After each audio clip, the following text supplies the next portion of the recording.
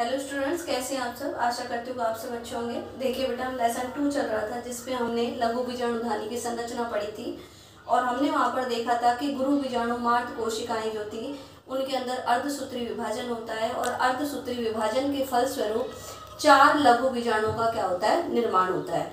ये चारों लघु बीजाणु एक कैलोज परत के द्वारा बंधे हुए रहते हैं।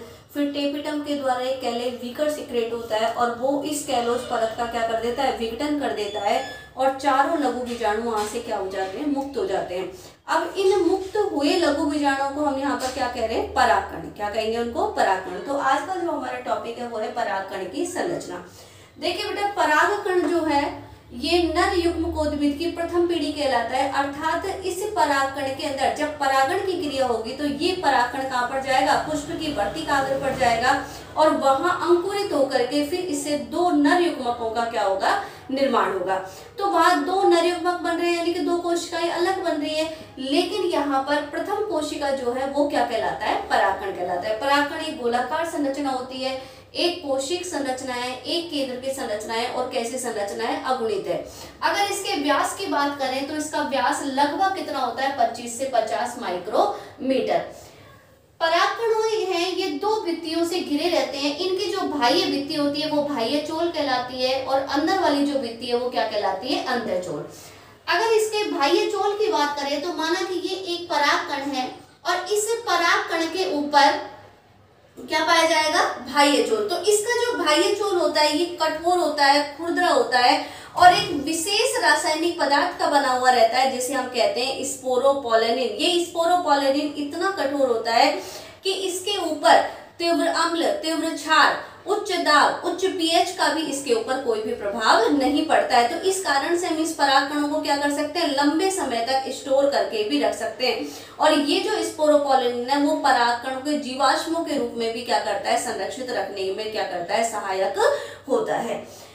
तो यहाँ पर देखिए, परागकण के बाह्य चोल मोटा व खुरदरा होता है। यह एक विशेष रासायनिक पदार्थ स्पोरोपोलेनिन से क्या होता है, निर्मित होता है। परागकण के बाह्य चोल पर छोटी छोटी छिद्रनुमा संरचनाएं उपस्थित होती है जिन्हें जनन छिद्र कहते हैं और जनन छिद्र पर स्पोरोपोलेनिन क्या होता है, अनुपस्थित होता है। अब ये परागकण है तो इस परागकण के ऊपर यहाँ पर क्या होते हैं बेटा, जनन छिद्र होते हैं। क्या रहते हैं यहाँ पर, जनन छिद्र। तो अगर एक बीजपत्री पादप की बात करें तो एक बीजपत्री पादप में तो केवल एक जनन छिद्र पाया जाएगा, लेकिन अगर द्विबीजपत्री पादप की बात करें तो वहां पर 3 जनन छिद्र उपस्थित होते हैं। कितने जनन छिद्र उपस्थित रहेंगे, 3। प्रारंभ में ये जो परागकण था ये एक केंद्र की संरचना था। फिर इस केंद्र के अंदर क्या होगा, समसूत्री विभाजन होगा और समसूत्री विभाजन होने के फलस्वरूप 2 कोशिकाओं के, यानी कि जो केंद्रक है वो 2 केंद्रकों में विभाजित हो गया और इन केंद्रकों के बीच में किसका निर्माण हो जाएगा, कोशिका भित्ति का। तो 2 असमान कोशिकाएं बन जाएंगी, एक बड़ी कोशिका और दूसरी कैसी कोशिका बन जाएगी, छोटी कोशिका। यहाँ पर जो बड़ी कोशिका है वो कायिक कोशिका कहलाएगी, उसका जो केंद्रक है वो क्या कहलाएगा, कायिक केंद्रक कहलाएगा और छोटी कोशिका ये क्या कहलाएगी, जनन कोशिका और इसका जो केंद्रक है वो क्या कहलाएगा, जनन केंद्रक। ये जो जनन केंद्रक है इसके अंदर ही जब विभाजन होंगे तो फिर 2 नर युग्मकों का क्या होता है, निर्माण होता है। इसके बाद अगर अंतःशोल की बात करें तो अंतःशोल जो है ये पतला होता है, कोमल होता है और कैसा होता है, झिल्ली नुमा। और अगर बात करें कि ये बना हुआ किसका रहता है तो ये बना हुआ रहता है सेलुलोज और पेक्टिन से। किससे बना हुआ रहता है, सेलुलोज और पेक्टिन से। अब देखिए बेटा, यहाँ पर जो ये कायिक कोशिका है ना, इस कायिक कोशिका से तो निर्माण होगा पराग नलिका का और इस जनन केंद्रक से किसका निर्माण होगा, 2 नर युग्मकों का।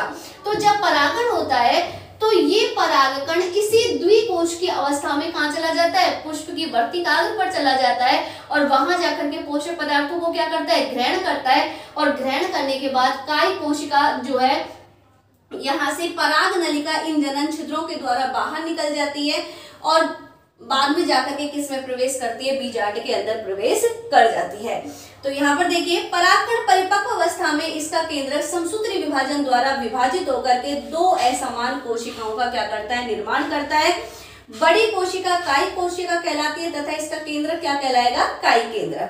कायिक कोशिका में प्रचुर मात्रा में खाद्य पदार्थ तथा एक विशाल अनियमित आकृति का केंद्रक पाया जाता है और इस केंद्रक को हम क्या कह रहे हैं, कायिक केंद्रक। इसका जो अनियमित आकृति का मतलब कोई भी रूप धारण कर लेता है, कभी गोल हो जाता है, कभी तर्कु रूपी हो जाता है, तो इस तरीके से कैसा रहता है, अनियमित आकृति का। जनन कोशिका छोटी होती है तथा कायिक कोशिका के जीव द्रव्य में तैरती रहती है। यह तर्कु आकृति की सघन जीव द्रव्य युक्त तथा एक केंद्र की होती है। इसका केंद्र क्या कहलाता है, जनन केंद्र। अब हमने यहाँ पर दो कोशिकाएं पढ़ी कि भाई ऊपर वाली कायिक कोशिका है, नीचे वाली कौन सी है, जनन कोशिका।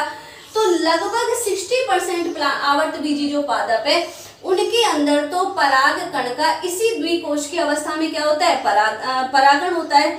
लेकिन शेष जो 40% प्लांट आवर्तबीजी बचे हैं उनके अंदर क्या होता है कि परागण से पूर्व ही इस जनन केंद्र के अंदर क्या हो जाता है, समसूत्री विभाजन हो जाता है और समसूत्री विभाजन होने के पश्चात दो नर युग्मकों का क्या हो जाता है, निर्माण हो जाता है। तो एक कोशिका से कितनी कोशिका बन जाएंगी, अब 3 कोशिकाओं का क्या हो जाता है, यहाँ पे निर्माण हो जाता है।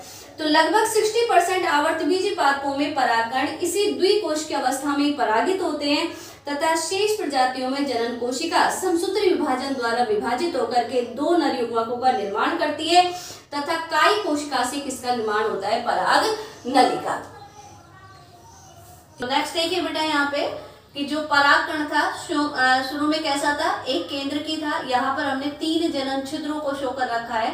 बाह्य जो इसका जो आवरण था उसको हमने क्या कह रहे हैं, बाह्य चोल, और अंदर वाले को क्या कह रहे हैं हम, अंतःचोल। अंदर वाला चोल क्या कहलाएगा, अंतःचोल। फिर केंद्र के अंदर क्या हुआ, समसूत्री विभाजन हुआ और एक कोशिका 2 असमान कोशिकाओं में विभेदित हो गई। छोटी वाली कोशिका क्या कहला रही है, जनन कोशिका। बड़ी वाली कोशिका क्या कहला रही है, कायिक कोशिका।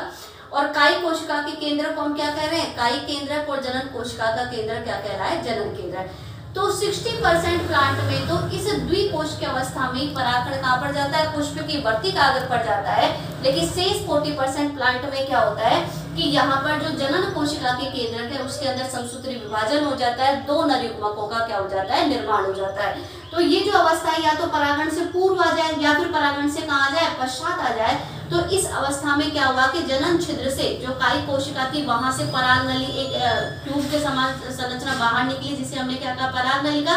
और इस पराग नलिका के अंदर आगे क्या आ गया, देखिए कायिक केंद्रक, और जो जनन को केंद्रक था उसके अंदर समसूत्री विभाजन हुआ और उसके फलस्वरूप दो नर युग्मकों का क्या हो गया, निर्माण हो गया। तो इस तरीके से हमने इस वीडियो के अंदर परागकण की क्या पढ़ी है, संरचना।